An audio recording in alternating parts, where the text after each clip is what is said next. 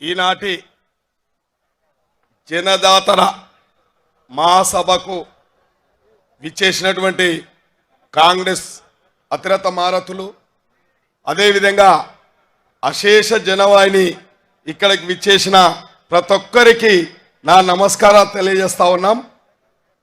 మనందరికీ తెలుసు ఇవాళ 10 సంవత్సరాల నుంచి ఎన్నో సమస్యల మీద పోరాటాలు చేస్తూ తెలంగాణ రాష్ట్రాన్ని అధోగతి పాలు చేసిన ఒక కుటుంబ పాలనను, ఒక నియంత్రిత పాలనను ఇలా చర్మగీతం పాడిన తెలంగాణ ప్రజలు ఈరోజు మరి మనం పాలమూరు బిడ్డ ఇవాళ రాష్ట్ర ముఖ్యమంత్రి వర్యులుగా మన నారాయణపేటకు వచ్చేస్తున్న సందర్భంగా మనమందరం మన ముఖ్యమంత్రి వర్యుల వద్ద వారికి అన్ని విధాల అండదండలు అందిస్తూ మనమందరం కూడా గత ముఖ్యమంత్రి కేసీఆర్ గారు చేసిన పాలమూరును అన్ని విధాల ఆర్థికంగా, రాజకీయంగా,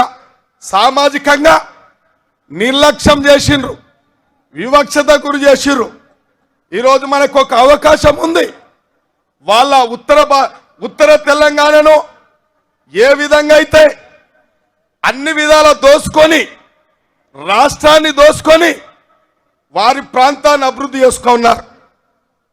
ఈరోజు మరి అక్కడ ప్రాంతం ప్రజలు ఏ విధంగా అయితే ఆ కుటుంబానికి అండగా ఉన్నారో ఈరోజు మన ముఖ్యమంత్రి వర్యులకు, మన దక్షిణ తెలంగాణకు, మన ప్రాంతాన్ని అన్ని విధాల సామాజికంగా, ఆర్థికంగా, నీళ్ల పరంగా, నిధుల పరంగా, ఉద్యోగ పరంగా అన్ని సాధించుకోవడానికి మనం పూర్తి స్థాయిలో మన ముఖ్యమంత్రి వర్యులెంబడి నడవవలసిన అవసరం ఉంది. కాబట్టి అదేవిధంగా ఈరోజు ఒక కఠిన పరీక్ష ఉంది. భారతదేశంలో ఒక మతశక్తి పార్టీ పాలన కొనసాగుతూ ఉంది, ఒక దుర్మార్గమైన పాలన సాగుతుంది.